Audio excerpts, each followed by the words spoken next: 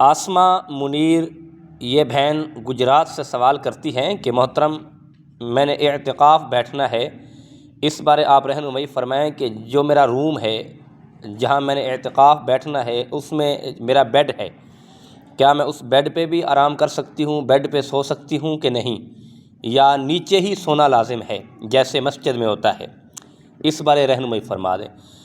جی، آپ نے جو سوال کیا ہے اس سوال کے متعلق آپ کو آگاہ کرنا چاہتا ہوں کہ دیکھیں، آپ نے جو اپنا روم سلیکٹ کیا ہے اعتکاف کے لیے، آپ نے جس کونے کو منتخب کیا ہے کہ میں اس جگہ پر اعتکاف بیٹھوں گی، اگر اس کونے میں بلا وجہ دوسری جگہ آپ جائیں گی تو آپ کا اعتکاف جو ہے وہ ٹوٹ جائے گا۔ آپ بلا وجہ بلا عذر آپ نہیں جا سکتی۔ ہاں، اگر آپ پورے روم کو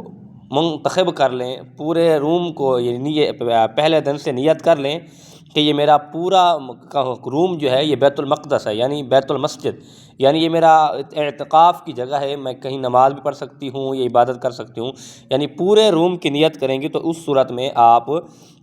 چارپائی پہ بھی سو سکتی ہیں، اور آپ کا اگر بیڈ ہے تو آپ بیڈ میں بھی سو سکتی ہیں۔ اس میں شریعت میں یہ پابندی نہیں لگئی کہ آپ ضرور ہی نیچے سوئیں، زمین پر سوئیں، تو ایسی بات نہیں ہے، اور یہ بیڈ پر سونے میں پابندی نہیں ہے، بشرط یہ ہے کہ آپ بیڈ پہ اس صورت میں سو سکتی ہیں کہ جب آپ پورے اپنے روم کو اعتکاف کی نیت کریں گی کہ یہ میرا روم ہے اور اس پورے روم میں نے منتخب کیا ہے، اس میں اعتکاف کروں گی اور میں عبادت کروں گی، نماز بھی پڑھوں گی، یہ سارے معاملات ہیں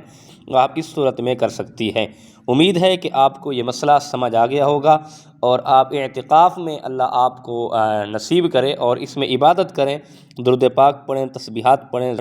ذکر و اذکار کر کے رب ذوالجلال کی بارگاہ میں دعا مانگیں۔ اللہ ہم سب کا حامی و ناصر ہو، اللہ ہم سب کے